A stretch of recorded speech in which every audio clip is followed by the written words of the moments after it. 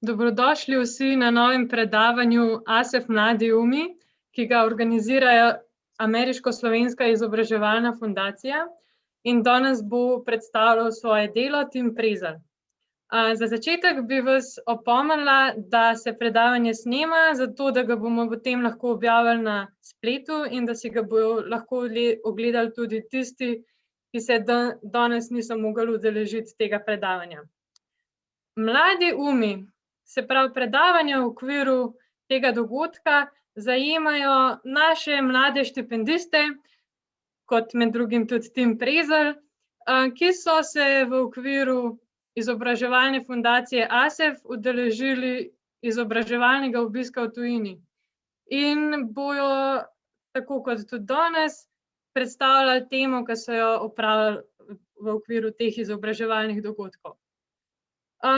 Ker bi se mi radi povezali tudi z lokalnimi organizacijami, smo v današnjem dogodku povabili k sodelovanju tudi knjižnico Franceta Balantiča Kamnik in zato predlagam, da nam nekaj več o tej knjižnici pove tudi njena direktorica Breda Podbrežnik Vukšič.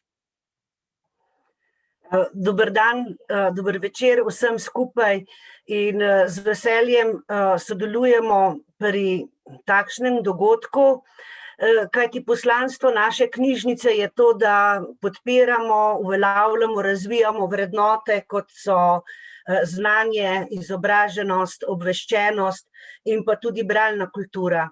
Uporaba knjižnice spodbuja tudi socialno povezanost in lahko rečem, da knjižnica opravičuje svoj obstoj ne samo s temi vrednotami, ampak tudi z ekonomskimi izračuni. Pri nas smo izračunali po metodi Return of Investment dodano vrednost okolju in smo ugotovili, da se vsak vloženi evro kar 4-krat povrne. Tako da smo tudi z tega vidika, ne samo z vidika humanističnih, ampak tudi z vidika ekonomskih vrednot pravzaprav pomembni.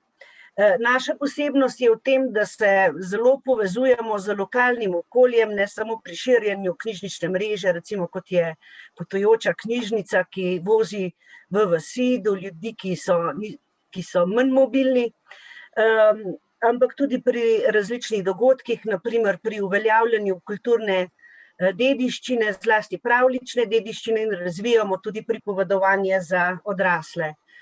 Imamo ugodne rezultate, saj kar skoraj vsak 4. prebivalec ali prebivalka občin Kamnik in Komenda hodi v knjižnico oziroma so člani, hodi jih in uporablja knjižnične storitve več uporabnikov.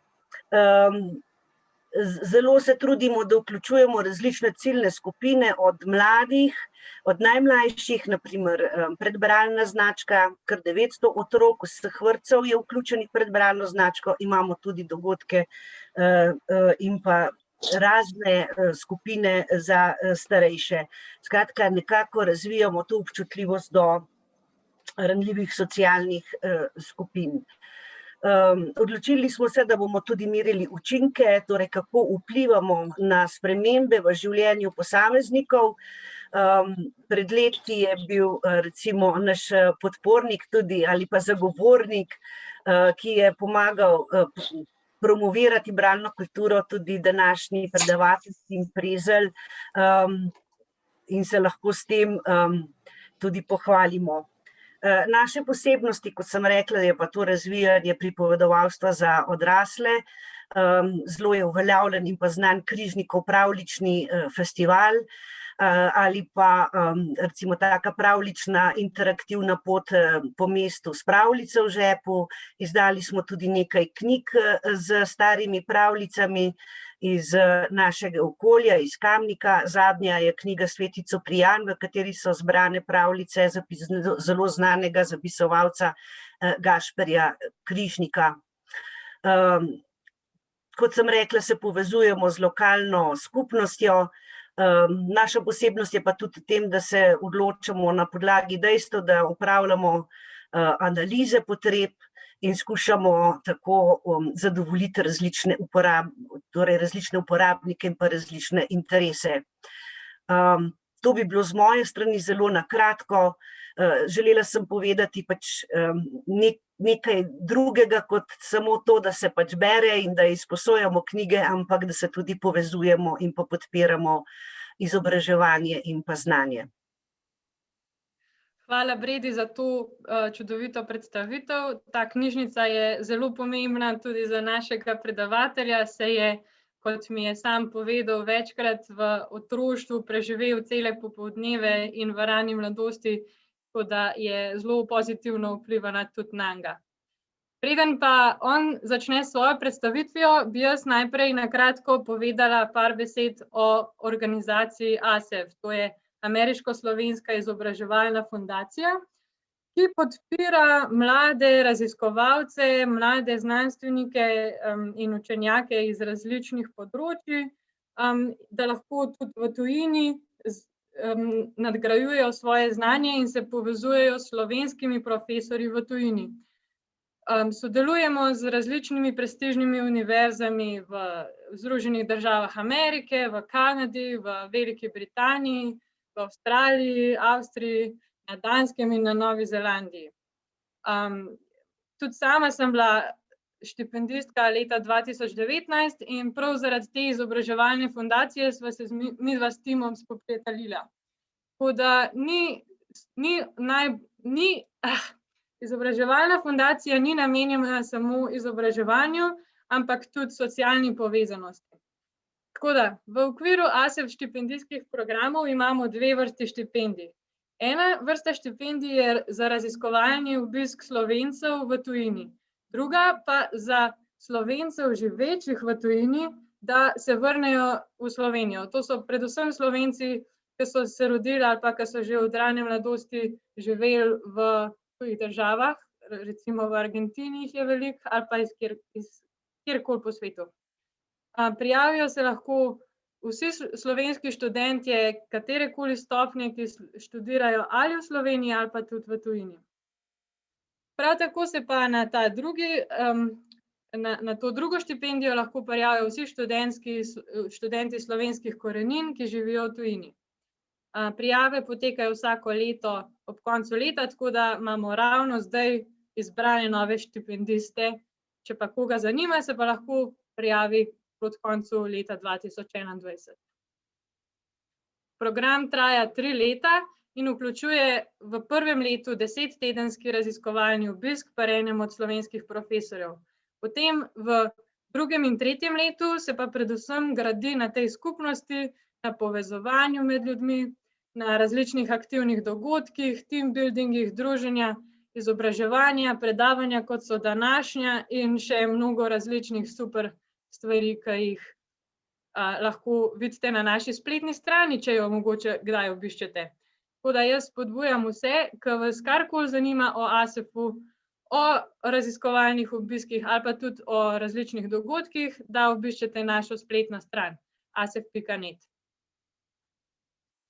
Imamo tudi različne odmevnejše prireditve, kot so Gala Ples, kjer se v ZDA se podeli nagrado za življenjsko delo osebi slovenskih korenin. Na Gala Plesu v Sloveniji pa predvsem zbiramo denar, finance za te projekte, ki jih imamo. Poleg dogodkov, kot so današnji, imamo tudi ASEF Speaker Series, pa ASEF izjemne zgodbe in še mnoge druge, predvsem organizirane za širšo javnost ali pa samo za ASEF štipendiste. Zdaj pa bi rada povedala še par besed o našem današnjem govorcu. Kot sem že povedala, je moj zelo dober prijatelj in je diplomant mikrobiologije in magister molekulske in funkcionalne biologije. Ampak to še ni vse. Tim se ukvarja tudi z umetnostno zgodovino, kognitivnimi znanostmi, pa še marsičem drugim, ki sploh nimam časa zdaj razlagati o tem. Skratka, je vse splošno zanimiv človek, ima ogromno znanja, tako da sem prepričana, da bo današnje predavanje zelo zanimivo. Je ASEF Fellow iz leta 2020 in je svoj obisk opravljal pri profesorici doktorici Mihaeli Pavličev na Univerzi na Dunaju v Avstriji. Predvsem ga zanima teoretska in evolucijska biologija, biologija razmnoževanja, poleg tega se pa ukvarja tudi s spolno usmerjenostjo in z biologijo spola. Tako da, zdaj pa jaz Timu predajam besedo. Ja, hvala lepa, Urša, za tako lep uvod. Upam, da mi bo tole uspelo zdaj naštimati. A dela? Ja. Ok, super. No, tako da lep pozdrav tudi še z moje strani.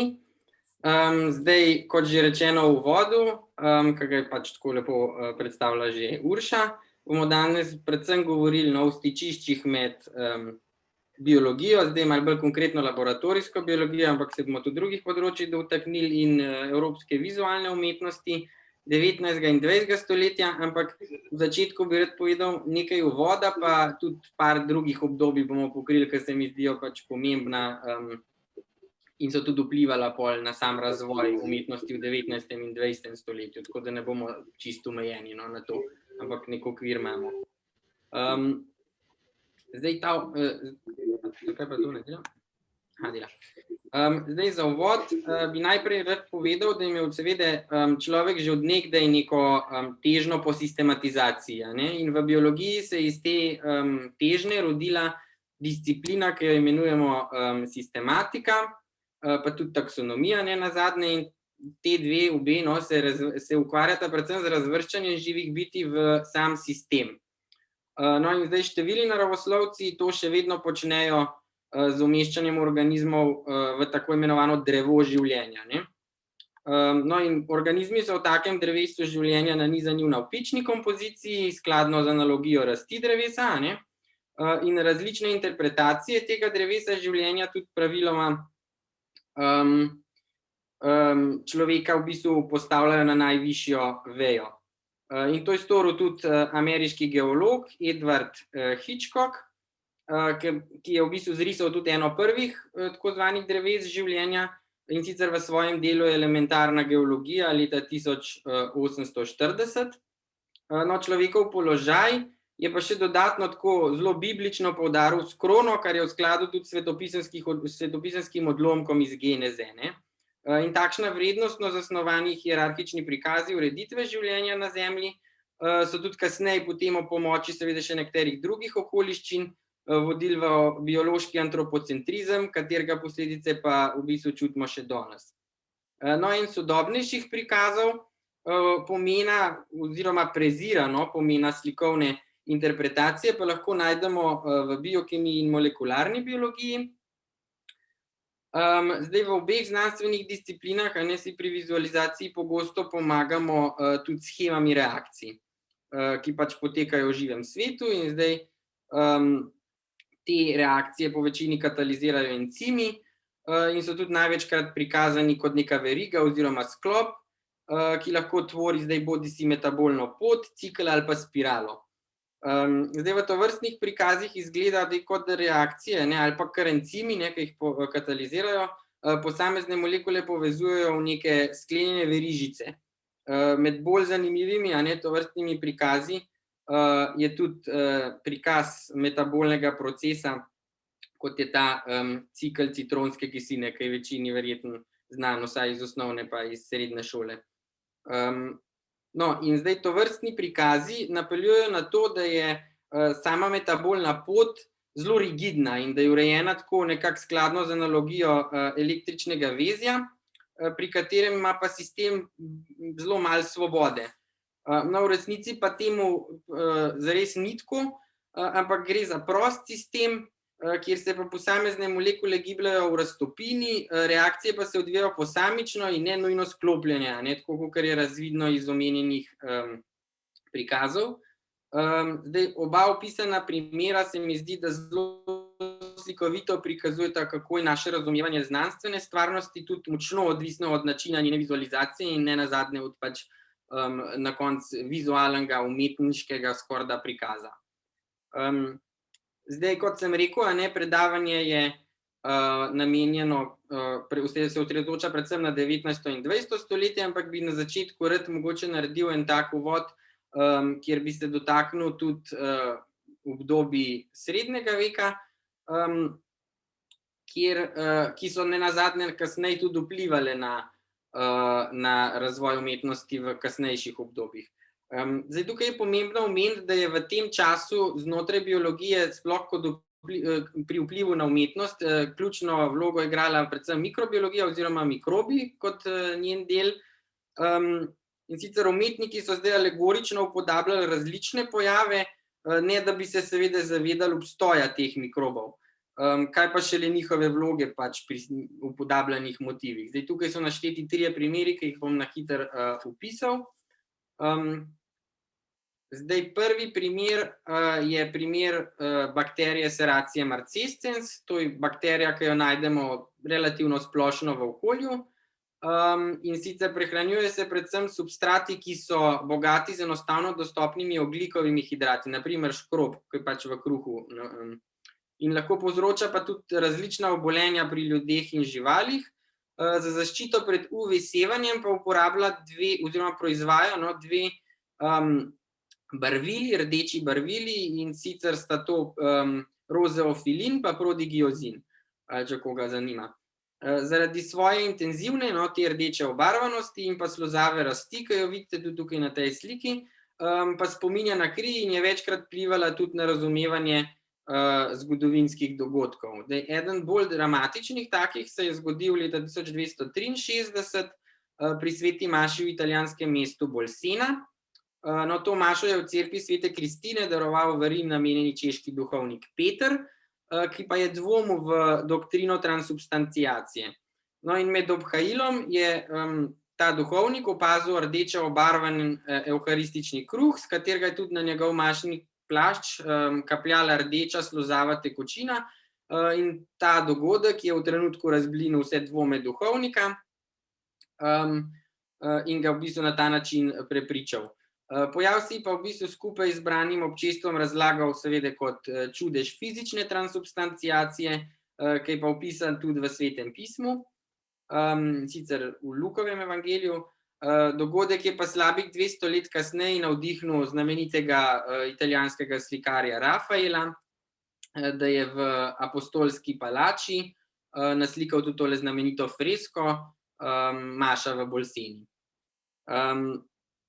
Zdaj, nekaj 10 let po pojavu tega čudeža v Bolseni je Evropo prizadela kuga, ki tudi v 14. stoletju prebivalstvo stare celine v bistvu skoraj prepolovila. Posamezni izbruhi bolezni so pa pol kasneje se nadaljevali še vse do 19. stoletja, ko so tudi ugotovili, da pa sama bolezen povzroča bakterija, ki jo imenujemo danes Yersinia pestis.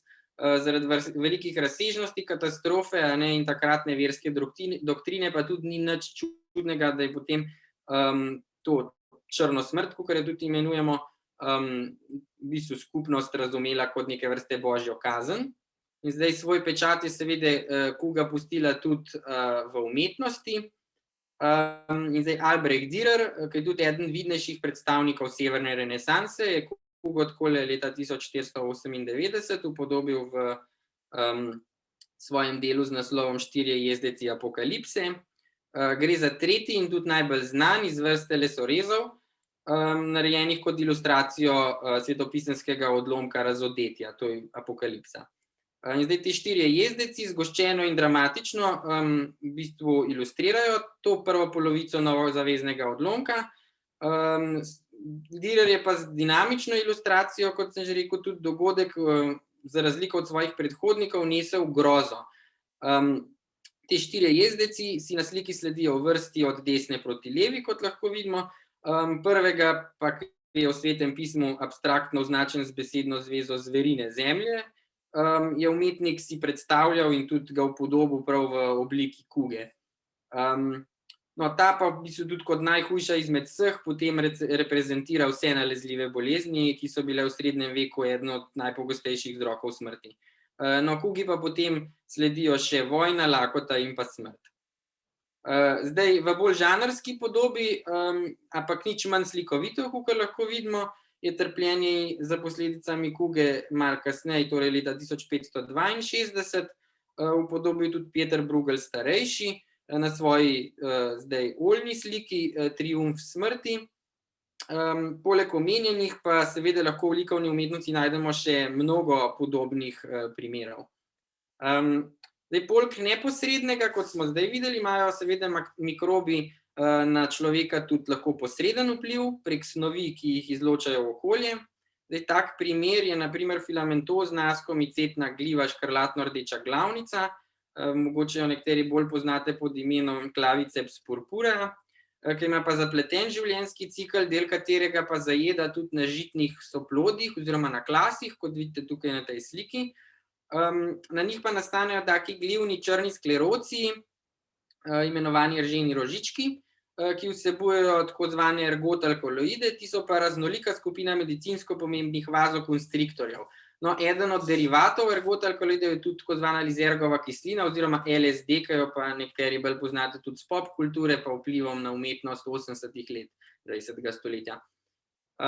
No, in v srednjem veku so povzročali te ergotalkaloidi epidemije ergotizma, prek zastrupitev z okuženo moko, bolezen pa prizadene predvsem gladke mišice, krvotok in centralno živčevje. Simptomi so pa zelo podobni opisu trpljenja svetega Antona, ki ga je med askezo v puščavi skušal hudič. Zato so si pa stanje takrat razlagali kot obsedenost s hudičem. In leta 1100 so pod okriljem enega od redov svetega Antona v Franciji v Grenoblu ustanovili celo center za zdravljenje ergotizma, ki potem tudi tam dobil svoje ime. Zgodba o skušnjavah svetega Antona v tem kontekstu pa predstavlja tudi alegorično upodobitev svetopisemskega odlomka iz pisma Efežanom.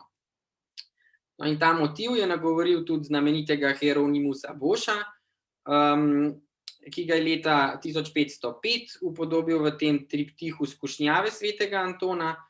Motiv tako zvanega ognja svetega Antona je bil pa tudi sicer zelo priljubljen v umetnosti, predvsem v času renesanse.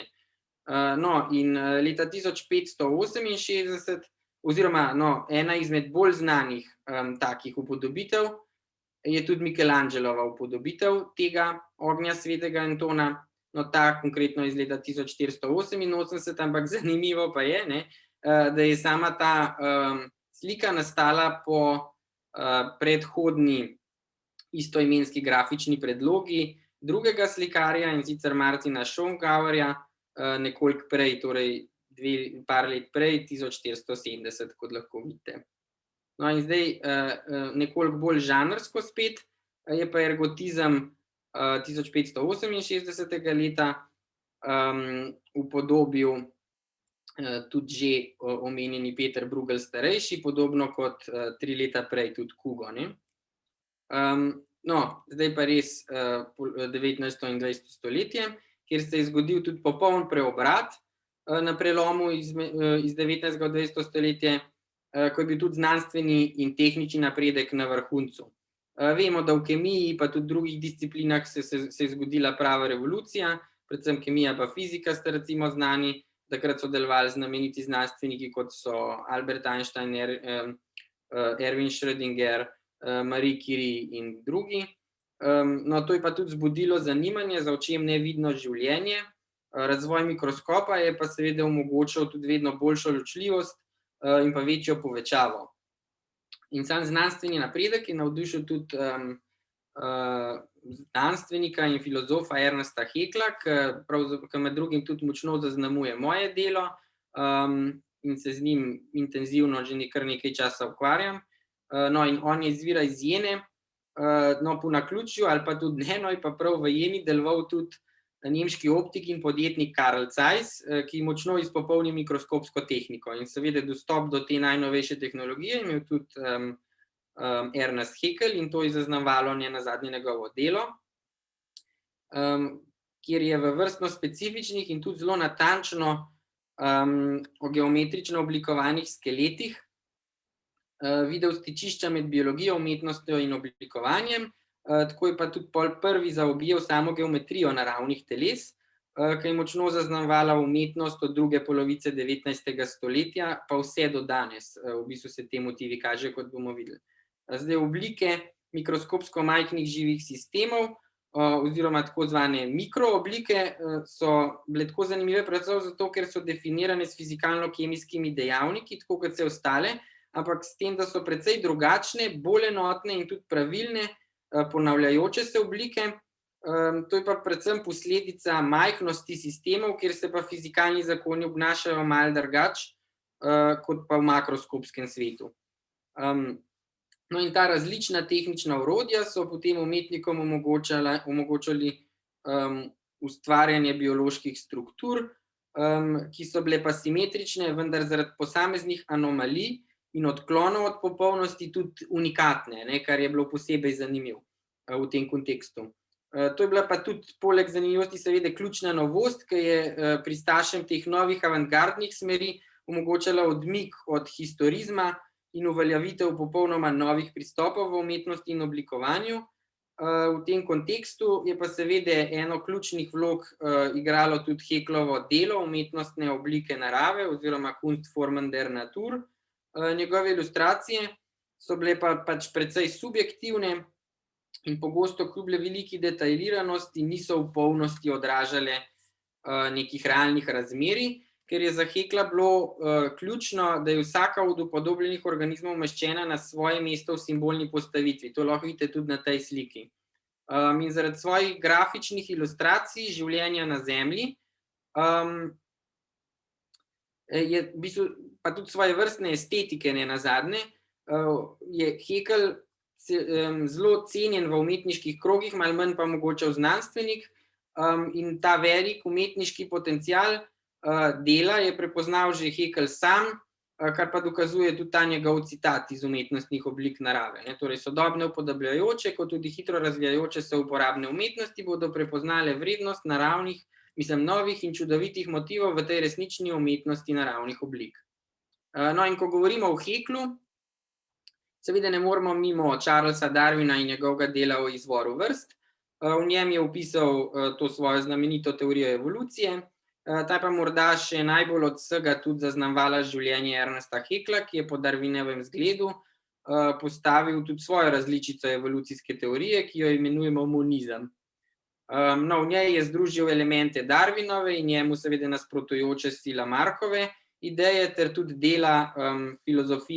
dele filozofije Aleksandra von Humboldta pa Johanna Wolfganga von Goetheja. Leta 1908 je tako Ernest Haeckel na univerzi v Jeni ustanovil tale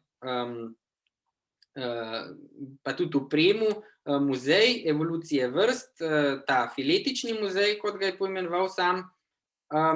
In kasneje je ta moderna znanost oziroma današnja znanost v bistvu relativno tam v drugi polovici 20. stoletja posebej uvrgla nekatere za tiste čase sicer po mojem mnenju zelo napredne in tudi revolucionarne Haeckelove ideje.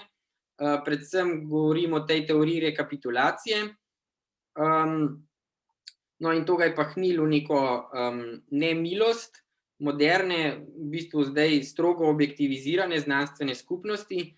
Poleg tega je pa na podlagi te nacistične izkrivljene interpretacije monizma pa tudi te teorije rekapitulacije kasneje predstavljal neko osnovo protofašističnega gibanja in zato je ta nemški intelektualec med znanstveniki še danes premalo poznan, po mojem mnenju, in pokriven pravzaprav zapostavljen.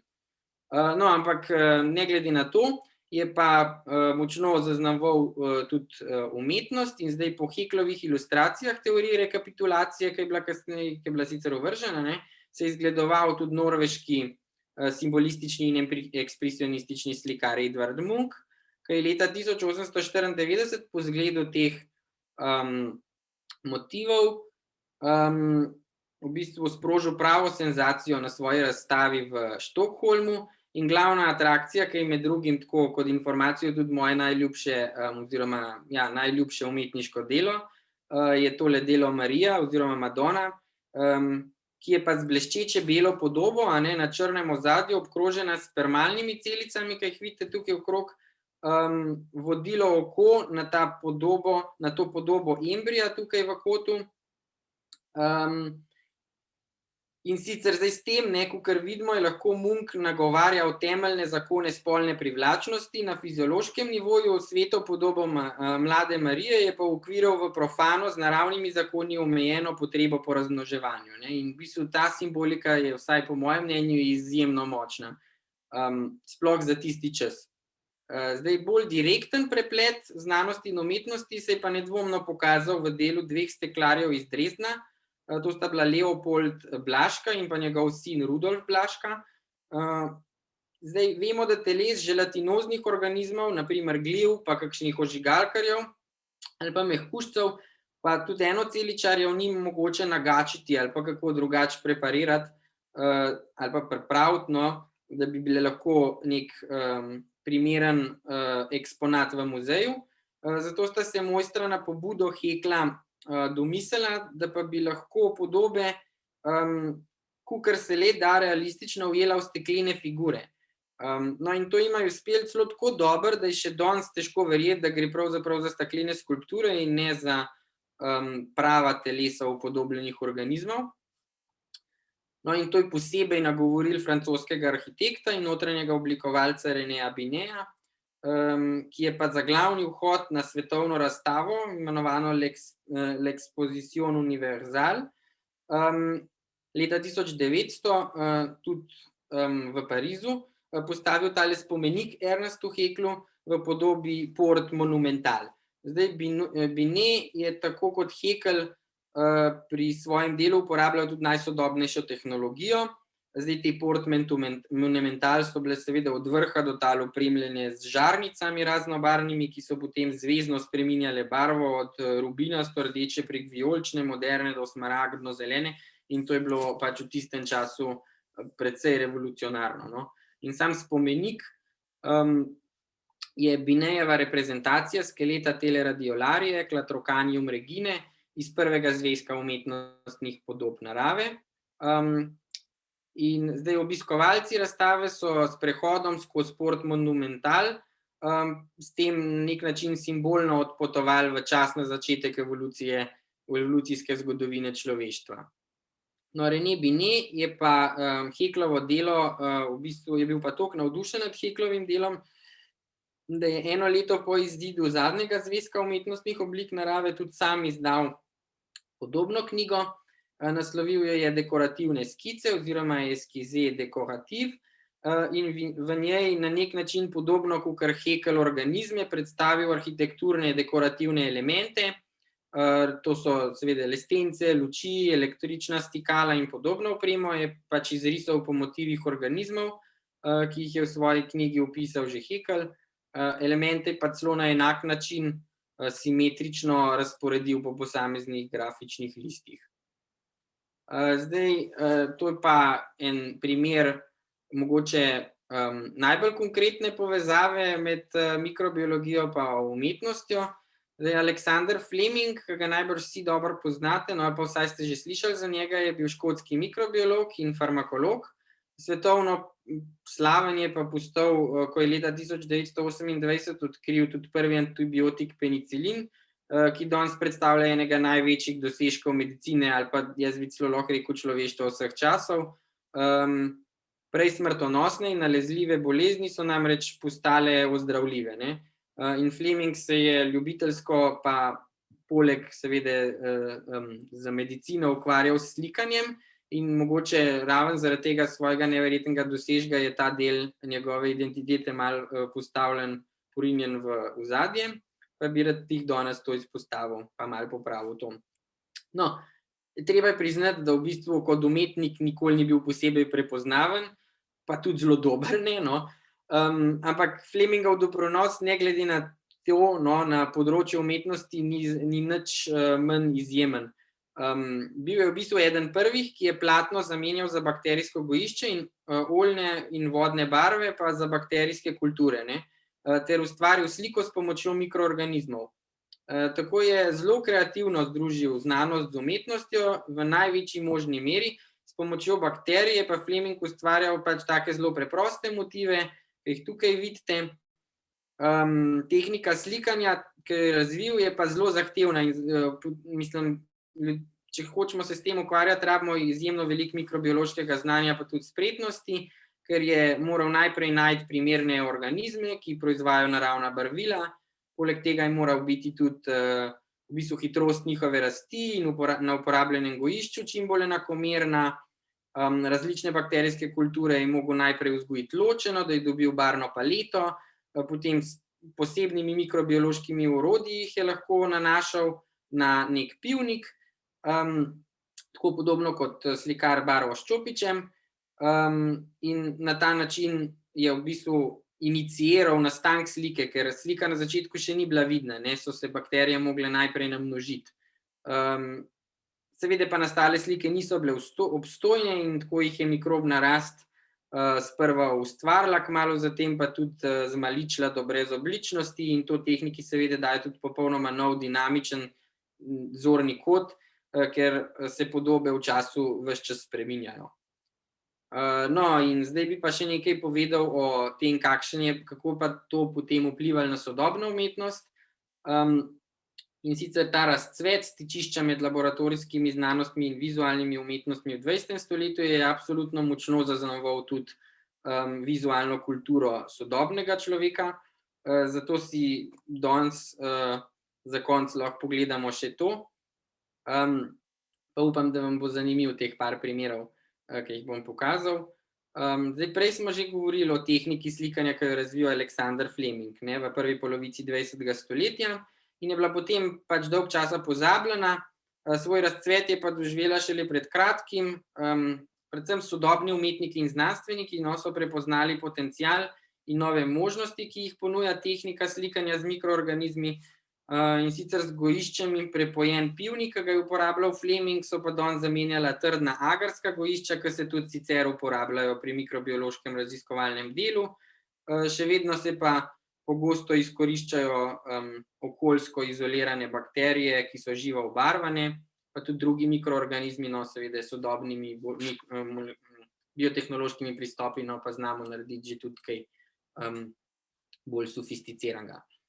No, in razcvet je to področje umetnosti doživelo leta 2015 z ustanovitvijo tekmovanja ASM Agar Art Contest, ameriškega mikrobiološkega združenja. In sicer tekmovanje je podobno kot Haeckel s svojim delom umetnostne podobe narave ustvaril neke vrste platformo, v kateri lahko zdaj znanost spregovori skozi umetnost. Umetnikom pa po drugi strani ponudi nove motive ali pa da nove simbolne pomene tudi starim. Se mi zdi pa najbolj zanimiv tale primer, predvsem zaradi tega, ker je ta sam znanstveni napredek, ki sem ga mogoče na hitro omenil že malo prej, na področju mikrobiologije vplival tudi na razvoj te mikrobne umetnosti, ki postaja seveda vse bolj kompleksna in sofisticirana. V tem duhu jaz mislim, da je trenutno tudi skrajen domet te bioumetnosti tukaj prikazana bakterijska fotografija. Gre za zelo kompleksno tehniko, ki izkorišča z novim biotehnološkim orodjem, ki je bilo v zadnjem času tudi precej izpostavljeno zaradi Nobelove nagrade, CRISPR-Cas9 sistema. No, in s tem sistemom so spremenili bakterije vrste Escherichia coli, tudi precej znana. No, in znanstvenikom je tako uspel ustvariti bakterije, ki se s pomočjo različnih molekularnih senzorjev odzivajo na različne intenziteto svetlobe. No, in tako dobimo to črno-belo ločljivost, ali pa celo svetlobo RGB barvnega spektra, torej to je barvna ločljivost potem seveda, in skladno s tem proizvajajo molekule enake barve, kot je svetloba, ki jih obseva. To pa zdaj pomeni, da se zeleni svetlobi izpostavljene bakterije ne obarvajo zeleno, modri modro, rdeči pa rdeče barve. Pod bakterijsko kulturo na agarski plošči pa lahko položimo fotografijo, natisnjeno na prozorno folijo, ki pač pol predstavlja seveda svetlobni filter. Prek te pa proseva bela svetloba, na gojišču bo pa pač nastala živa kopija izbrane fotografije, tako dobesedno živa, ne glede na to, da gre za bakterije. Haeckel je uporabljal najmanjše organizme, ki jih je s takratno opremo lahko videl, prej omenjene radiolarije, pa kremenaste alge in podobno. No, in to njegovo dediščino danes na zelo podoben način z vodnimi barvami nadaljuje tudi znanstvenik in umetnik David Goodsell. Tudi sam upodablja biološke strukture, ki pa so danes z razvojem tehnologije seveda še mnogo manjše od Haeckelovih radiolarij in z veliko znanstveno natančnostjo pravzaprav in hkrati občutkom za umetniški izraz. Upodablja viruse, bakterije in celične dele z ločljivostjo pravzaprav posameznih bioloških makromolekul. Zdaj, Guzelj je pri upodabljanju teh majhnih bioloških struktur in mikroorganizmov upošteval znanstvene podatke, med njimi posebej pozorno lokacijo in razmerja med molekulami, zastopanosti posameznih molekul, velikostna razmerja, 3D strukturo, v glavnem kupico elementov. Pogost motiv na njegovih umetniških delih pa predstavljajo mikroorganizmi, recimo tako, kakor tukaj razni virusi, bakterije, pa tudi drugi biološki elementi. No, in s tem jaz pa seveda povezal Haecklovo znanstveno estetiko z starejšo motiviko, ki sem jo omenil v prvem delu svojega predavanja, torej nalezljivimi boleznimi, kar je pa pomemben element edinstvenosti njegove umetnosti, v katerem se pa kontekstualno v bistvu njegova dela bistveno razlikujejo od del Ernesta Haeckla. No, in pred kratkim je Guzelj upodobil tudi trenutno najbolj aktualen virus SARS-CoV-19, s čimer je prav tako pokazal na pomen umetnosti in njene povezanosti z znanostjo v sodobni družbi.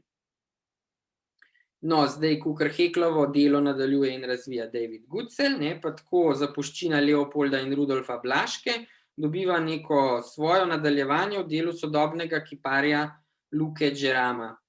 Zdaj, s pomočjo stekla od leta 2004 naprej v sklopu serije z naslovom Steklena mikrobiologija ustvarja skulpture virusov, bakterij, praživali in tudi drugih mikroorganizmov. In čeprav do danes še nikomur ni uspelo reproducirati tehnike Rudolfa in Leopolda Blaške, je Geramov opus v bistvu prav tako zelo impozanten, ker podobno kot Guzelj se osredotoča na manjše biološke elemente, in pa posamezne elemente zbirke oblikuje tudi na podlagi njihove tridimenzionalne zgradbe in razmerja med elementi, tako kot smo to tudi prej povedali pri Guzelju. So pa skulpture vse narejene iz prozornega stekla, tako da se vidi tudi v njihovo notranjost. Zdaj, izbira prozornega kristalnega stekla ima poleg te praktične vloge tudi simbolen pomen. Vsaj za viruse vemo, da velja, da jih lahko opazujemo le z elektronskim mikroskopom, ker so manjši od valovne dolžine svetlobe, od katere je odvisna seveda tudi barva opazovanega objekta, zato so virusi kot taki tudi v resnici brez barve in v kontekstu svetlobe transparentni.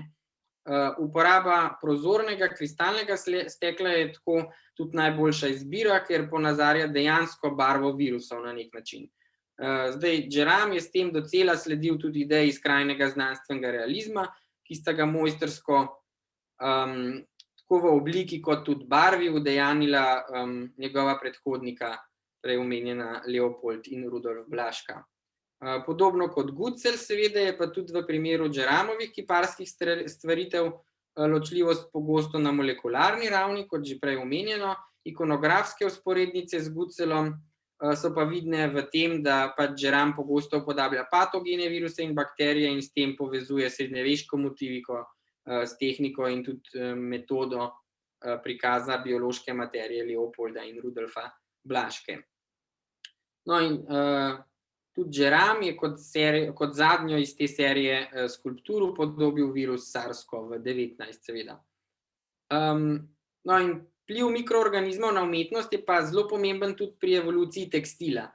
Zdaj, mikroorganizme uporabljamo za proizvodnjo novih, okolju in zdravju seveda prijaznejših tekstilnih materialov in eden izmed temeljnih na tem področju je v bistvu baziran na kombuči. Zdaj, ta mikrobna združba se sicer bolj pogosto uporablja predvsem za pripravo osvežilnega fermentiranega napitka iz rdečega ali pa zelenega čaja. Zdaj, mikrobno združbo kombuče pa sestavlja tudi bakterija Gluconacetobacter xylinum, ki pa med procesom fermentacije proizvaja tudi nanocelulozo. No, in Suzanne Lee, recimo, se je v sklopu svojega podjetja Biokultur zanima, kako bi lahko to nanocelulozo uporabili za izdelavo okolju prijaznejšega tekstila. No, ta bi se pa v prvi vrsti seveda uporabljal v modni industriji, mogoče bi ga bilo pa nekako implementirati tudi v druge tekstilne proizvode. Zdaj, Suzanne Lee je s tem procesom sušenja in obdelave nanoceluloze, ki jo vidite tukaj gor še pač v prvotni obliki, uspela razviti tkanini podoben material, ki spominja na nek način na fino živalsko usnje, ki pa dobilo ime nekak zelenjavno usnje. To se pa sicer še ne uporablja v množični proizvodnji oblačil zaenkrat, ampak obeti so pa zelo dobri, ker se tudi za ta nov material zanima vedno več podjetij, pač priznanih modnih znamk tekstilne in modne industrije. No, in ko smo že glih pri tem, pa lahko omenim, da je vpliv laboratorijske biologije se kaže nenazadnje tudi v delu priznane nizozemske modne oblikovalke Iris van Herpen, ki pa podobno kot prej že Hekla in Leopolda pa Rudolfa Blaško, so njo navdušile te znamenite radiolarije. Natančna, simetrična, čipkasta ogrodja, kot lahko vidimo, teh pač organizmov, je ona pretvorila v zanimive in pa ekstravagantne kreacije ženskih elegantnih oblek. S tem je pa želela na nek način poudariti lepoto, usklajenost, na nek način kompleksnost in pa hkrati, kot vemo, občutljivost ter nežnost ženskega telesa in duha. Njena oblačila iz kolekcije, to je kolekcija pomlad-zima iz leta 2016-17 recimo, je elegantno in po mojem mnenju zelo prepričljivo, hkrati pa nenazadnje neagresivno. S tem je v bistvu počastila ženstvenost, ne vem, ki jo je tako, na nek način nekateri kritiki so to označili kot, da ranljiva, na nek način ranljiva skriva, da se ranljiva skriva za natančno izdelanim skeletom obleke. No, ampak Iris van Herpen je v mikrobiologiji našla v bistvu svoj navdih že leta 2012, ko je pa ustvarila pomladansko kolekcijo prav z naslovom Mikro, v kateri pa ponovno združila delo, pač neko ročno delo z visokotehnološkimi tehnikami oblikovanja tekstila, ker ona je prav potem znana, da uporablja tudi 3D tisk, pa laserski razrez in tako podobno pri oblikovanju svojih kreacij. No, rezultati so pa, vsaj po mojem mnenju, presenetljivi in pa skoraj neke vrste kiparski kosi, katerih oblike se pa nanašajo na različne celične strukture, recimo ali pa krvnoplazmo, bičke, praživali in podobno. No, ampak seveda vpliv Ernesta Haeckla in njegove biološke umetnosti ni omejen sam na tujino, kaže se tudi v delu priznanih slovenskih modnih oblikovalcev, med drugim Urške in Tomaža Draž. V sklopu svoje modne znamke Pletenine Dražke, ki mogoče jo nekateri poznate, ustvarjata predvsem z inovativnimi tehnikami pletenja. V kolekciji Jesen-zima 2013, ki jo vidite tukaj, ki sta jo tudi naslovila Draž Diatomeja, sta pletenine postavila v idejni kontekst, po mojem mnenju v bistvu že prej omenjenega Ernesta Haeckla. Povezavo med pletenjem in geometrijo naravnih oblik sta nadgradila z raznobarvnimi potiski detajlov skeletov kremenastih alg oziroma diatomej iz mikrografij profesorja dr. Kazimierja Drašlerja z oddelka za biologijo Biotehniške fakultete Univerze v Ljubljani, no, on je sicer zdaj že kar nekaj časa tudi upokojen. Kolekcija Draž Diatomeja je pa v bistvu tudi čudovit primer, po mojem mnenju, povezovanja različnih znanstvenih, umetniških in tudi oblikovalskih konceptov. Podobno kot to lahko opazimo pri Iris van Herpen. Zdaj, same tehnike pletenja so pa pravzaprav idealno stičišče med naravoslovno znanostjo in umetnostjo. Ne gre samo za lepoto, ampak tudi nenazadnje, kako umetnost lahko prispeva k razvoju znanosti. No, in to je v 90-ih letih prejšnjega stoletja pokazala latvijska matematičarka Diana Taimini, ne vem, kako je to sicer se prav naglasi ali karkoli, no, ampak Taimina, mislim, da je tako, Poleg te klasične evklidske geometrije, vemo, da poznamo tudi neevklidsko geometrijo. Ta je bolj abstraktna in si jo je tudi težje predstavljati, predvsem zaradi pomanjkanja ustreznih, bolj intuitivnih modelov. No, in Taimina je gojila tudi strast do kvačkanja med drugim kot matematičarka, kar je pa s pridom potem združila s svojim delom in tudi kot prva ugotovila, da se da hiperbolični prostor najboljš prikazati prav s kvačkanjem oziroma tudi s pletenjem. No, in čeprav se zdi neevklidska geometrija zelo abstraktna in oddaljena od realnosti, je pa v naravi, še posebej v bioloških sistemih, pravzaprav prevladujoča. Razlog za to je pa izjemno učinkovito zagotavljanje ugodnega razmerja med površino in prostornino znotraj tega neevklidskega prostora. Zelo pogoste so tudi pri morskih nevretenčarskih skupinah spužev in koralnjakov neke take oblike. No, in ti se v glavnini prehranjujejo s precejanjem morske vode, kar je pa tudi razlog, da so take oblike, ker je zato potrebna, v bistvu idealno potrebujejo na enoto prostornine v bistvu kar se da veliko površino, in je zato taka geometrija idealna za oblikovanje njihovih teles. No, in zdaj Diana Taimina je skupaj še z nekaj drugimi ženskami, predvsem mislim, da so bile vključene večinoma ženske, nakvačkala tudi kar cel koralni greben. Kakor ga vidite tukaj, meni se zdi blazno impresivno to delo, s čimer je pokazala učinkovitost pletenja in pa kvačkanja tudi pri 3D modeliranju hiperboličnega prostora in njegove prisotnosti v bioloških sistemih. No, hkrati pa tudi s tem svojim delom želela izpostaviti pomen in pa trenutno ogroženost teh sistemov na našem planetu. No, ker smo pa v bistvu skoraj celo predavanje namenili predvsem mikroorganizmom, ki so tudi sicer najširše in najbolj množično zastopana oblika življenja na Zemlji, bi se pa na koncu za trenutek vseeno ustavil še pri človeku. No, in primerov iz sveta anatomske umetnosti je vsaj toliko, kot teh, ki smo jih pač danes pogledali. Posebej impozanten niso pa recimo tudi keroplastični modeli ali pa plastinirane skulpture, ki so mogoče nekaterim znane tudi iz razstav Körperwelten ali Razkrita telesa, ali kako je že naslov. No, ampak danes bi vam pa rad predstavil eno malo manj znano obliko te umetnosti, med drugim tudi zato, ker se z eno nogo nahajamo v knjižnici Franceta Balantična v Kamniku in se mi zdi prav, da v bistvu s tem na nek način s knjižnim slikarstvom nenazadnje se dotaknem tudi tega prostora. In bomo zato v bistvu spoznali en poseben v bistvu anatomski topografski atlas Edvarda Perenkopfa. Ta je postopoma nastajal kar dobrih 20 let in sicer na prehodu iz prve v drugo polovico 20. stoletja. No, in poleg seveda te neverjetne anatomske natančnosti in pa realizma ga pa spremlja tudi precej temačna zgodovina številnih žrtev nacističnega režima druge svetovne vojne, ki so glede na nekatere vire ovekovečene v podobah tega atlasa. In posebnost teh motivov v njem je namreč zelo oseben in pa personificiran odnos do anatomije človeškega telesa, kot lahko tukaj nekako dobite mogoče malo občutka.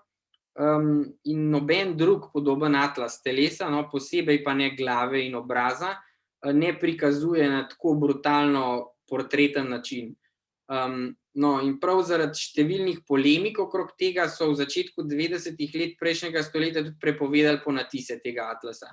No, in zamenjali so jih po mojem mnenju pač sodobnimi, ampak nenazadnje pa tudi mnogo manj kvalitetnimi in bolj edukativnimi atlasi, kot sta na primer študentom medicine verjetno zelo poznana Sobota ali pa Grey's Anatomy.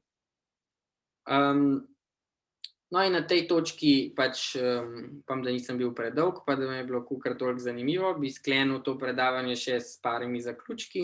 In sicer upam, da sem vas danes uspel prepričati, da sta umetnost in znanost med seboj nerazdružljivo povezani področji človeškega delovanja in da je končni rezultat znanstvenega in umetniškega v bistvu ustvarjanja je model, ki interpretira stvarnost, ne pa stvarnost sama. Pomemben del ustvarjanja umetnosti in znanosti pa vsaj po mojem mnenju tudi predstavlja matematika in kot smo prej nekako si zelo na kratko pogledali, predvsem geometrija. No, in tako bi mogoče to sklenil z meni zelo ljubim citatom Willa Duranta, ki se mi zdi, da tako v enem stavku povzame vsebino celotnega predavanja, torej every science begins as philosophy and ends as art, torej vsaka znanost se začne kot filozofija in konča kot umetnost, kot bi to se slišali v prevodu.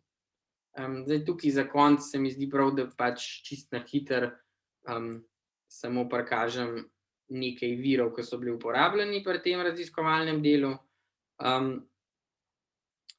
Zdaj bi pa v bistvu še sklepno misel povedal, in sicer, da čeprav se mi zdi, da smo za današnje predavanje porabili tam okrog 1 ure, je to zgolj zelo grob in pa tudi nepopoln izsek področja interakcij med biologijo in pa vizualnimi umetnostmi. Pač jaz sem se zelo potrudil izbrati neke pač take zanimive in tudi bolj reprezentativne, pa malo manj znane mogoče primere, ne, iz tega sveta, ampak tega je ogromno, ne, o tem bi lahko govorili, ne vem, ure in ure v bistvu. In zato bi se dalo povedati še marsikaj zanimivega, ker pa se v bistvu pri vsaki stvari moramo na nek način omejiti. Upam, da ste danes z mojo pomočjo uspeli vsaj za trenutek stopiti v pač ta, po mojem mnenju, prečudovit svet. Ampak glih zato, ne, ker pač smo omejeni s časom, pa če kogarkoli, karkoli še dodatnega zanima, bom seveda zdaj z največjim veseljem tudi odgovoril na vaše vprašanja, če bom pač le znal. Tako da najlepša hvala za posluh pa pozornost in upam, da vas je zanimalo. Najlepša hvala za čudovito predavanje. Vprašanja že nakazujejo na to, da ni bilo samo meni zanimivo. Tako da bom kar začela z vprašanji, ki so jih ljudje postavili na linku. Še vedno lahko dodate svoje vprašanje, če vas kaj zanima. Sicer prvo vprašanje je sledeče. Ali bi lahko kreativnost v umetnosti povezali z inovativnostjo v znanosti? Mislim, jaz osebno bi to ne bi tega tako na tak način formuliral, ne. Jaz mislim, da je inovativnost odraz kreativnosti, tako recimo v znanosti, kot tudi v umetnosti, ne. Na primer, če se malo navežem že na Aleksandra Fleminga, ne, kot znanstvenika, ki pač za hobi ali pa tako se v prostem času ukvarjal tudi z umetnostjo, ne, on je bil izjemno kreativen in ta kreativnost mu je nenazadnje omogočila tako odkritje antibiotikov, on je tudi odkril lizocim, med drugim pač ta znan encim iz ustne sluznice. No, in seveda je to svojo kreativnost uporabil pol za inovativnost v tem znanstvenem kontekstu. Tak bi bil moj odgovor, oziroma tako jaz razmišljam v kontekstu tega vprašanja. Hvala.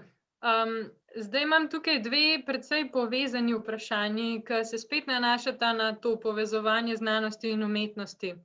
Prvo vprašanje je tako.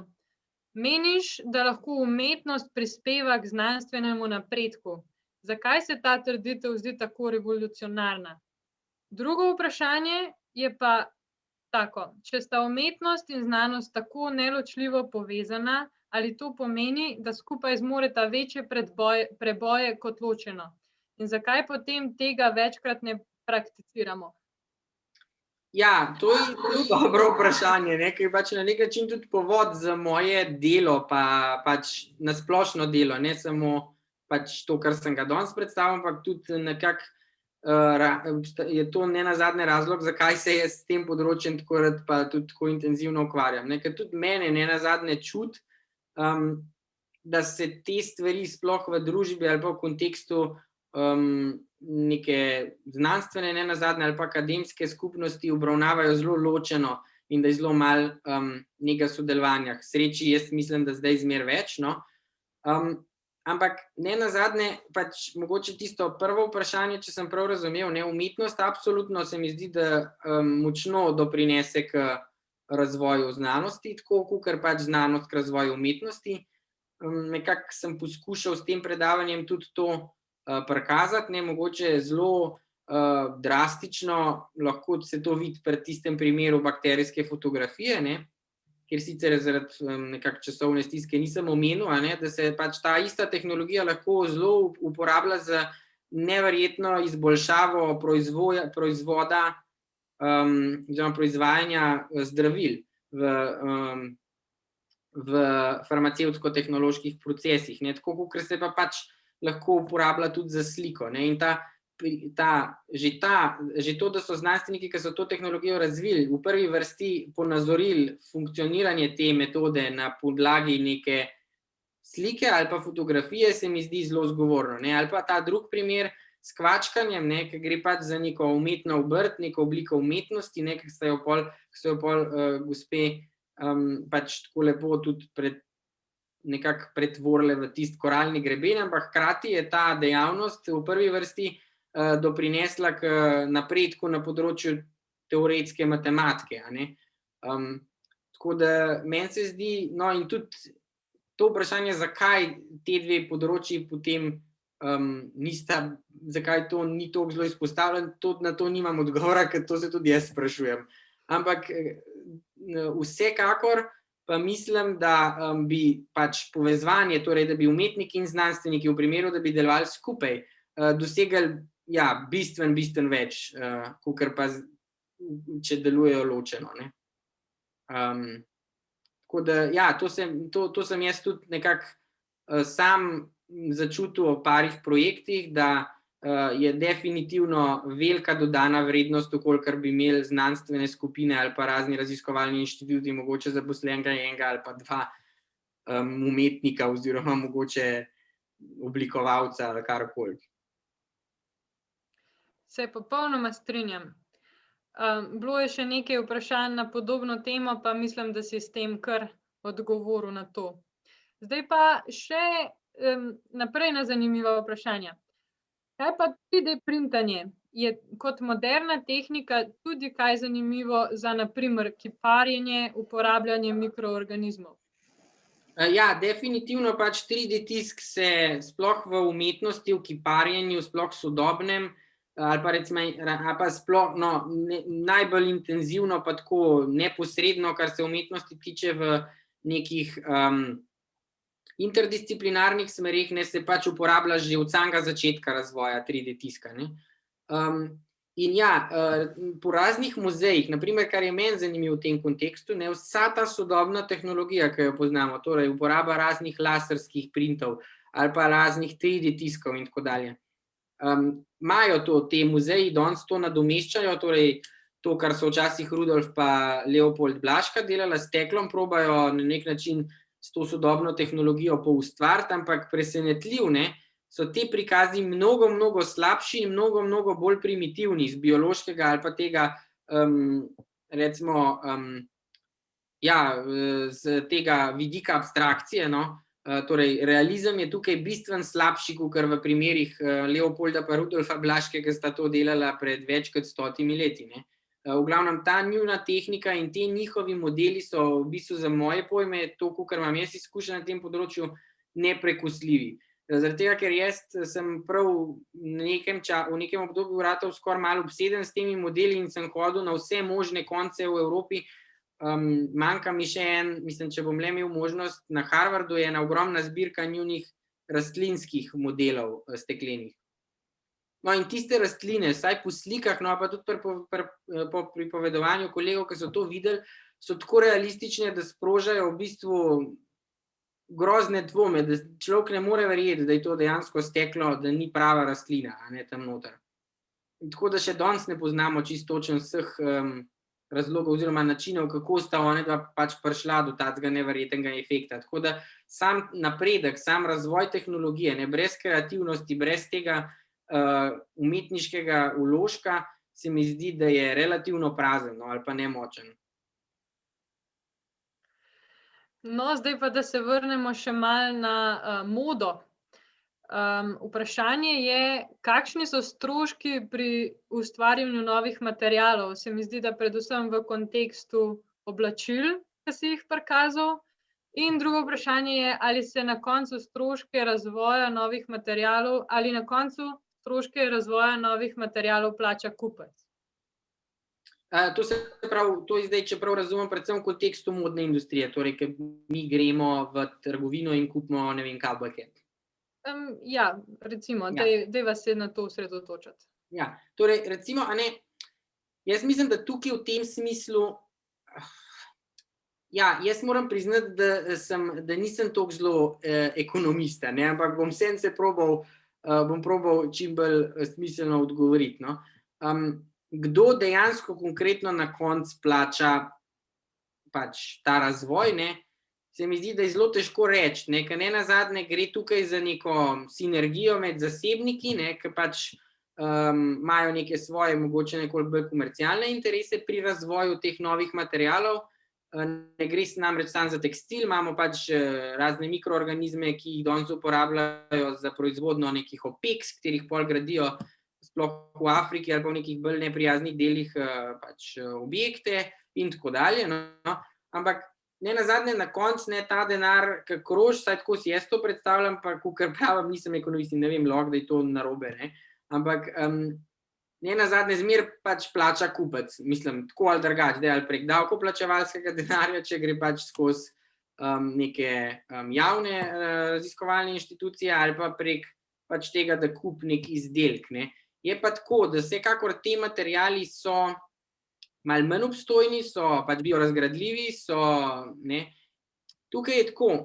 Jaz to zelo gledam z tega, da v bistvu vsaka taka stvar, ki jo mogoče marsikdo bi dojemal ali pa komercialno bi bila videti kot slabost, jaz mislim, da jo v nekem pogledu je prednost. Pač jaz sem teoretik in to na tak način gledam, kar pomeni, da če mi zdaj kupimo neko oblačilo, v katerem vidimo slabost, zato ker ni toliko obstojno, ker je pač na dežju začne počasi razpadati in tako dalje. Jaz to vidim kot prednost, zaradi tega, ker nenazadnje tako oblačilo vzbuja večjo zavest do tega, pa večjo odgovornost nenazadnje, do potrošnika, do tega, da bo pač odgovorno nekaj uporabljal, nekaj nosil. Ne vem, tako je zdaj moje razmišljanje, ne vem, če sem čisto odgovoril na to vprašanje, ampak nekako tako si jaz to predstavljam. No? Ja, bi se strinjala. Po moje je res odvisen od izdelka, ki ga želi opisujemo. Ker pred kratkim sem opazila, da so zdaj začeli delati te japonke, natikače iz alg, če si mogoče zasledil. To verjetno masivna proizvodnja potem plača kupec, a ne?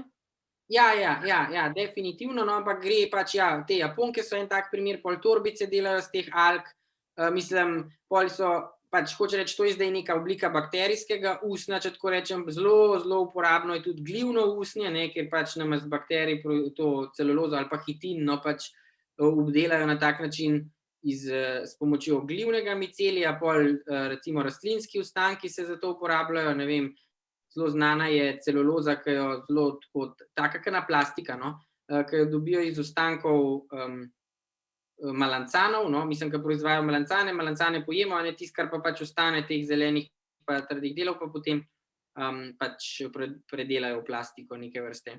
Ali pa potem, ne vem, zelo tak tipičen znan primer je na primer indigo, za kavbojke, za džins. Pač včasih so bile, mislim, to predstavlja gromozansko breme za okolje, barvanje, predvsem indigo, ker na začetku je bila ta barva zelo draga, to proizvaja ena rastlina, indigofera, in pač je bila potrebno izolirati to barvilo ven in tako dalje, no, pol kasneje so pogruntali, da se da to tudi s kemijsko sintezo, z nekimi pač relativno okolju neprijaznimi procesi predelati in pol so na tak način to barvali. Pri tem gre grozno veliko enih kislin, vsega tega. No in zdaj, seveda, s pomočjo bakterijske sinteze lahko to barvilo proizvajamo. Kar pomeni, v bistvu se zmanjšuje tudi breme za okolje, tudi če to mogoče na prvi pogled ne spremeni izdelka, kot takega. Zanimivo. No, naslednje vprašanje je pa tako. bi lahko inovacije na videzne resničnosti vplivale na interakcijo med umetnostjo in znanostjo? Ja, to se v bistvu na nek način že dogaja, celo sam sem bil deležen enega, mislim, sem bil vpleten ali pa soavtor enega takega praktičnega ali pa aplikativnega umetniškega projekta pred kratkim, tako da to je sigurno je res, ne. Jaz mislim, da je tako to vprašanje definitivno zelo zanimivo, pa zelo tako konceptualno, ampak je na njega zelo težko tako kratko razložiti, ker posega nenazadnje zelo na področje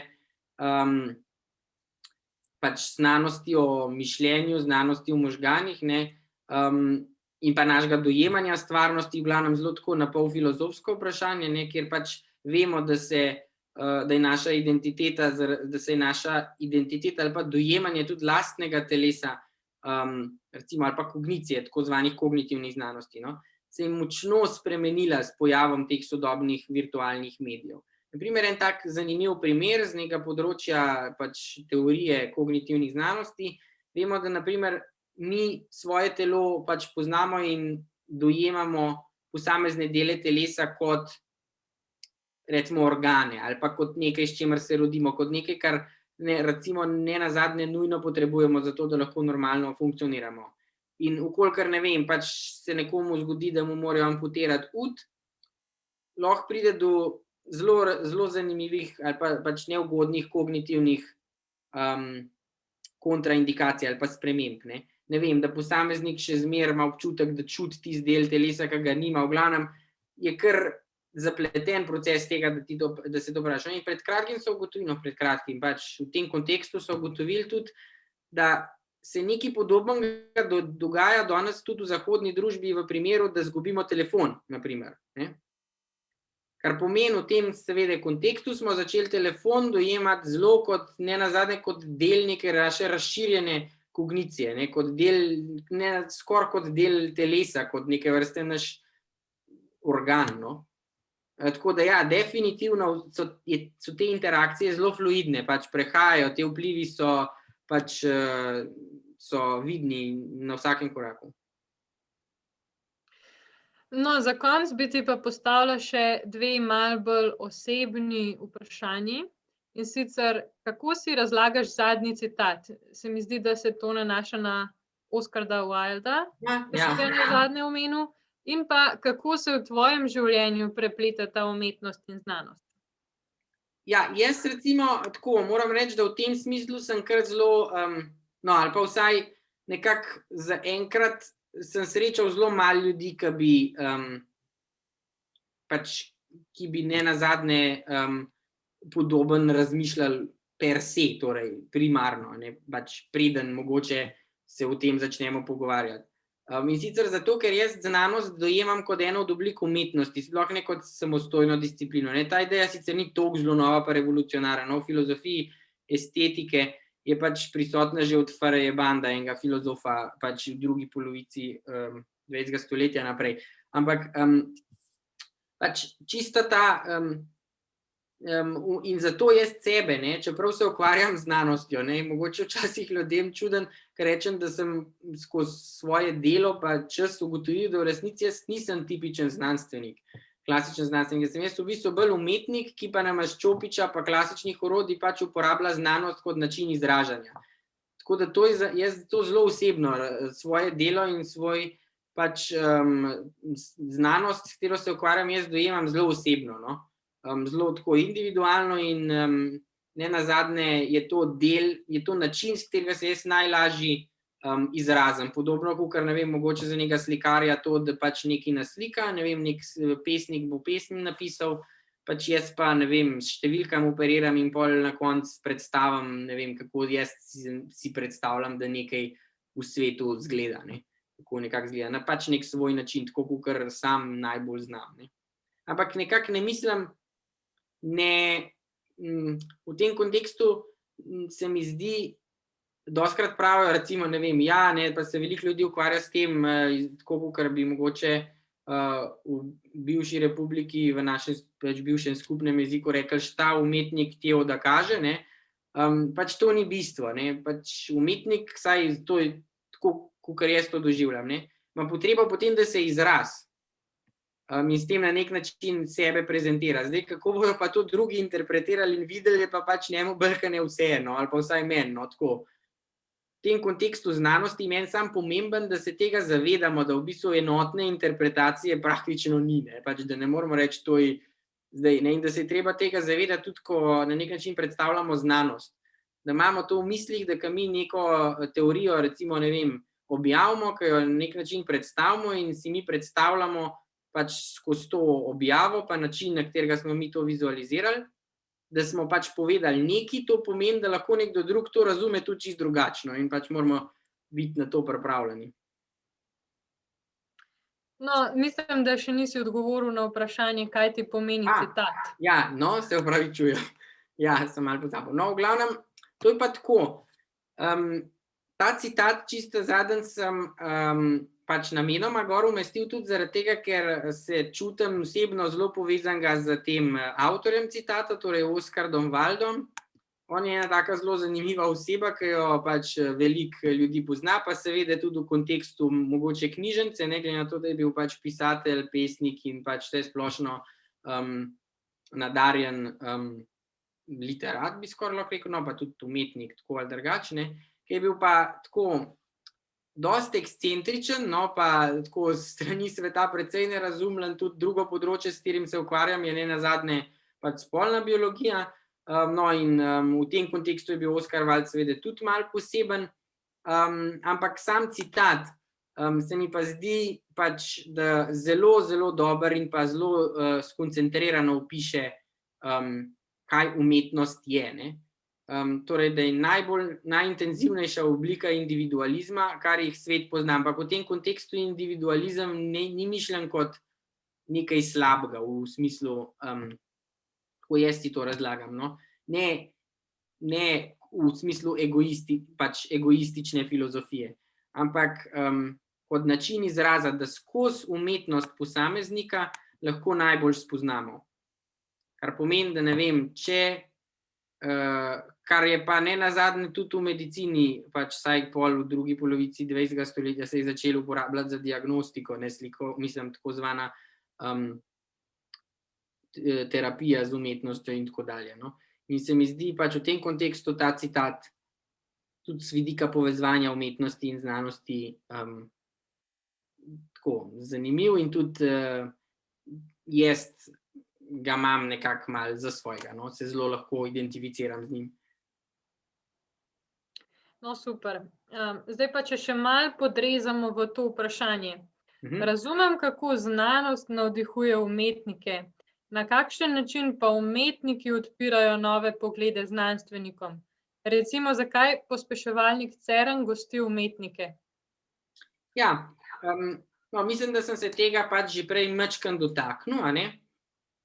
Se mi zdi tako, jaz bi rekel, da pri večini v znanosti mogoče še nismo toliko zelo daleč, kakor mogoče v fiziki, ne. Fizika vemo, da je pač ena, tako vsaj konceptualno gledano, je pač ena starejših vej v znanosti, ne. Mogoče tudi bolj daljšo ima to trdo znanstveno zgodovino, ne, torej pač vključevanja matematike in tako dalje, kar je zdaj trend, mogoče v bolj bioloških, bolj teh mehkih znanstvenih disciplinah, kar se mi zdi v bistvu škoda. Ampak s tem dolgotrajnim razvojem, nenazadnje se mi zdi, da so fiziki prišli do tega spoznanja abstrakcije, ne, do nekih teh izjemno težko predstavljivih, lahko rečemo, raziskav, odkritij, nekih eksperimentov, ki so že z samega koncepta tako bolj abstraktni, zmer bolj in bolj abstraktno naravnani, ne. In se mi zdi, da tukaj se zelo, zelo približamo ali pa celo zlije ta znanost nenazadnje s filozofijo, ne. Ne vem, prej smo videli, v biologiji je najbližji temu, seveda temeljna, po mojem mnenju, biološka disciplina, to je evolucijska biologija, in kot smo videli, je pač tam en zelo tak neposreden primer, ne, z Munkom, pa pač s to filetičnim muzejem, pa kako v bistvu tukaj ta preplet filozofije, biologije in umetnosti nekako zelo organski, ne. Tako da jaz mislim, no, da v CERN-u prav zaradi tega pač gostijo tudi umetnike, ker so se mogoče oni že začeli zavedati pomena te kreativnosti in pomena sodelovanja med temi disciplinami znanosti, umetnosti in pa pač kakor pa mogoče v nekih drugih, na nekih drugih področjih. Ne vem, jaz, ker sem bolj biolog, ne vidim, da smo mi mogoče, vsaj taka je moja izkušnja, daleč najbolj nazadnjaški, pač biologi, ne. Tudi vsaj v slovenskem prostoru, ne vem, mogoče me bo kdo zdaj, ne vem, pač zelo kritiziral, ne, pa kar naj me, pač nisem, so me že večkrat, pa me lahko tudi zdaj, ne. Jaz mislim, da so slovenski biološki prostori v tem kontekstu, vsaj po večini, taka je moja izkušnja tudi s strani študija, daleč najbolj rigiden in konzervativen in ne odprt za neke nove pristope, nove ideje, drugačne poglede, ne. Se zelo radi oklepajo teh klasičnih bioloških razlag iz, ne vem, začetka, mislim iz 20. stoletja na splošno, predvsem pa iz te druge polovice, torej takrat, ko se je zgodila ta genetska revolucija, ne. No, seveda, ne govorim zdaj vseh, ne, pač imamo nekatere redke izjeme pač s področja biologije, ki so zelo, se zelo zanimajo za to področje in so zelo prosperativni, ampak tako v glavnini, ne, so biologi zelo težko, jih je zelo težko prepričati ali pa nekako motivirati, da bojo stopili malo izven tega svojega okvirja, ki so se ga navadili tekom študija pa tekom svojih raziskav. Tako da mogoče je tukaj ta odgovor, ne, da pač nekatere discipline so v tem smislu pač to že ugotovile, ne vem, nekatere druge pa ta razvoj mogoče še čaka, upam, da. Se pravi, a bi rekel, da umetnost predvsem pripomore k znanosti s tem načinom razmišljanja, kako razmišljati izven okvirjev, pa si pač predvsem biti kreativen? Ja, to je en glavnih vidikov, ampak jaz mislim, da je to mogoče, da je to vseeno malo preskromen opis vpliva umetnosti na znanost, ne. Jaz mislim, da lahko umetnost tudi zelo konkretno doprinese k razvoju znanosti, ne vem, mislim, zdaj se bom navezoval na primere, ki sem jih uporabil v predavanju, a ne, ki so bili tudi že opisani, recimo, ne vem, tisti primer kvačkanja, ne, to je en tak primer, kjer pač umetnost ni samo s kreativnostjo doprinesla tega, ampak je dobesedno sama umetnost rešila znanstven problem, ne, kot tak, tako, praktično, ne, v realnosti, ni zdaj sam pomagala, da se je nekdo spomnil nečesa, ki je pol rešil ta problem, ampak pač dejansko neposredna uporaba umetnosti za rešitev nekega znanstvenega problema. In pač nekih takih primerov imamo pač tudi še nekaj oziroma več, ne. Je pa tukaj stvar tudi pogleda, ne, mislim pa tudi, kako definiramo znanost, ne nazadnje, a ne. Ne vem, a je filozofija znanost ali ni, ne, mislim tako, pač tukaj se mi zdi, da posegamo zelo na neko področje, kjer samo naša dejavnost, aktivnost ali pa znanost na splošno zelo oblikuje to, kako mi razmišljamo, kako je družba formirana, ne. In zato se po mojem mnenju kot naravoslovec, lahko to rečem, velikokrat zelo podcenjuje družboslovne discipline, a ne. Seveda, ne, pač dobro, tudi pri družboslovju je mogoče, mislim, ne govorim, da so zdaj oni samo božčki, revčki, ampak tako, hočem reči, da ta neka povezovanja je še zmeraj premalo, no, po mojem mnenju, in da bi pač tudi naravoslovci tukaj lahko veliko profitirali od družboslovcev, ne samo obratno, ne, kakor se velikokrat poudarja, ja, ne vem, tehnika doprinese k temu, da lahko zdaj družboslovci računalnik uporabljajo pa pišejo, recimo, ampak ne gre samo za to, ne, tudi tisti, ki dela računalnik, lahko veliko pridobi od nekoga, ki pač klasično družboslovec, recimo, pa humanist predvsem. Ja, hvala za te odgovore, pa vsem vam za vprašanja. Dobili smo tudi par komentarjev na to, da vsi hvalijo tvoje predavanje. Zdaj bi pa jaz sam vas prosila, da izpolnite anketo, ki jo boste dobili zdajle v chat. Da nam pomagate malo vrednotiti ta naš sklop predavanj in tudi to specifično predavanje. Vabim vas pa, da se naslednji teden, mesec, v sredo 10.3. ob 19. uri udeležite naslednjega dogodka v okviru ASEF Mladi Umi, ki ga bo pa predstavljal naš ASEF Fellow iz 2019, Primož Kocbek. Naslov predavanja je pa Napovedni modeli elektronskih zdravstvenih zapisov. Sem prepričana, da bo tudi to predavanje zelo zanimivo, pa upam, da se vidimo tam. Hvala lepa vsem za udeležbo. Hvala.